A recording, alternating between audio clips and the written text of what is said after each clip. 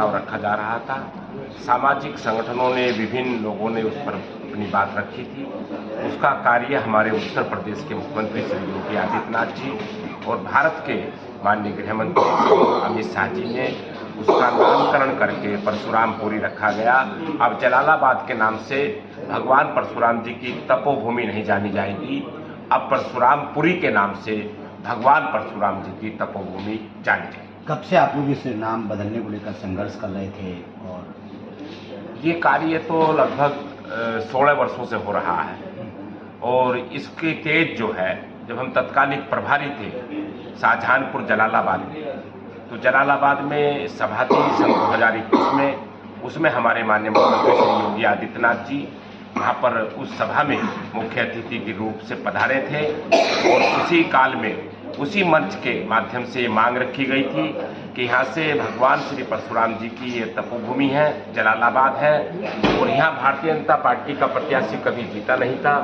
वहाँ से पहली बार भारतीय जनता पार्टी चुनाव जीती, हरिप्रकाश वर्मा जी वहाँ से विधायक बने और उसी काल में ये मांग रखी गई थी कि इसका नाम बदल करके इसका नामकरण परशुरामपुरी होना चाहिए। वो काम भारत के माननीय गृह मंत्री श्री अमित शाह जी और उत्तर प्रदेश के मुख्यमंत्री श्री योगी आदित्यनाथ जी के जो राष्ट्रीय परशुराम परिषद ने अनवरत प्रयास किया, उसके कारण से वो नाम भगवान परशुरामपुरी हो गया। परिषद के बारे में थोड़ा बताएंगे, क्या काम है, क्या कार्यक्षेत्र है और कितना व्यापक है? देखिए, राष्ट्रीय परशुराम परिषद देश के पूरे भारतवर्ष में कार्य करता है और देश के लगभग 18 राज्यों में राष्ट्रीय परशुराम परिषद इस समय गति पर है। उसके राज्यों के अध्यक्ष, राज्यों की इकाई परशुराम शक्ति वाहिनी हमारी जो राष्ट्रीय महामंत्री के रूप में बैठी हुई है और परशुराम स्वाभिमान सेना जो भगवान श्री परशुराम जी और सामाजिक क्षेत्र में काम करते हैं। भगवान परशुराम जी के पहले चरण में भगवान परशुराम जी की जन्मभूमि घोषित कराने का काम किया था।